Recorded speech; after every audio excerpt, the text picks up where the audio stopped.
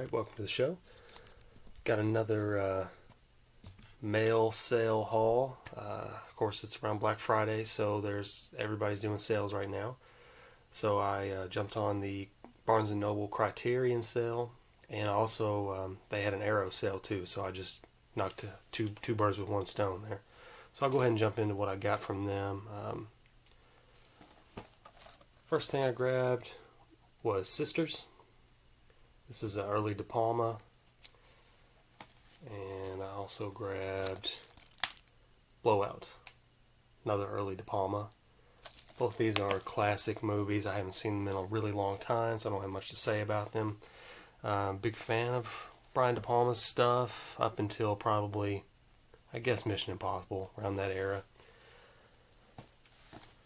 And then let's see here. The Arrow titles. Arrow sale they're still expensive, so I didn't really grab that many.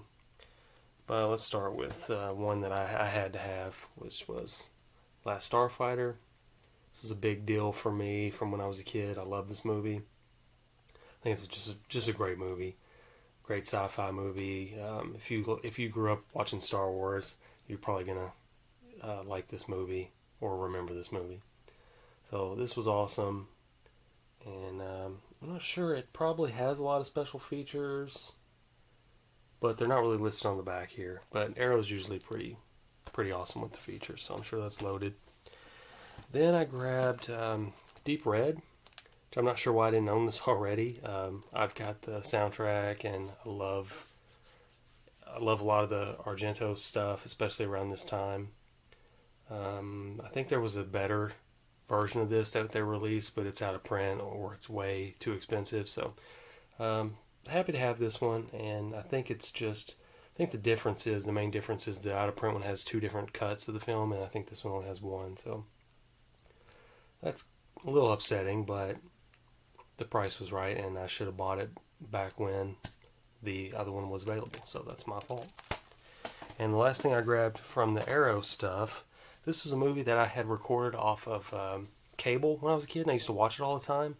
And it's been so long since I've seen it, I really don't remember anything about it, but I was super stoked when they announced this so I could watch it again.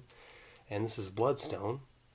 It's kind of a action drama from Dwight Little, who did Halloween 4, which is probably my favorite Halloween movie besides the original. So this will be cool to revisit. And it looks like it does have a lot of special features on it. So looking forward to watching this again. And then also Ronin Flicks had a big sale. And I grabbed 4 titles from them that I didn't already have. They had some newer things that I wanted, but that they weren't part of the sale. So I'll probably pick them up next year, hopefully. Hopefully they'll have another sale with those titles in there. So the first 2 I grabbed were action movies. First one, look at this awesome cover. Lone Wolf McQuade. Chuck Norris versus David Carradine. I don't know if you can get more manly than that right there. This is a really cool movie, and he's got this, I want to say it's like a Ford Bronco, and this is the main scene I remember is it gets buried in the desert with him in it, and he somehow revs the engine enough, even though the car is flat buried, that he ramps out of the ground, and I think it's mainly because of Chuck's machismo was fueling the engine. So this is a really good, like, fun 80s action movie if you want to check it out. Another one I grabbed, this movie is awesome. It's way better than that remake. That remake sucked. The sequel to the remake sucked. They should have left it alone. This is Charles Bronson's The Mechanic.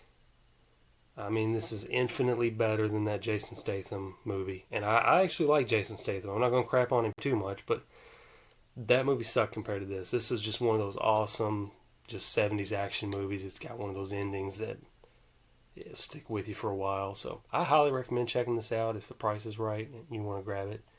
And what's cool, all these Ronin Flicks ones actually still have the slip covers. So, and they package them in the plastic, so the slip cover is going to stay with them as long as I guess they're available. Next 2 things I grabbed were some Italian horror movies from them. This one I mainly grabbed, I already had this on DVD, but I mainly grabbed it because of the title. This was how I rented it as a kid, and most of the other releases of this has been under City of the Living Dead, which I think is kind of a generic title. You know, they're obviously just trying to cash in all the other Living Dead movies. Gates of Hell to me is a way stronger title, and I remember the VHS from when I was a kid, and I kind of hope maybe that the alternate artwork will have that original cover on there. So anyway, it looks like they put a lot of love into this thing. It's freaking stacked with bonus features. This is probably taking me a week to watch all this stuff.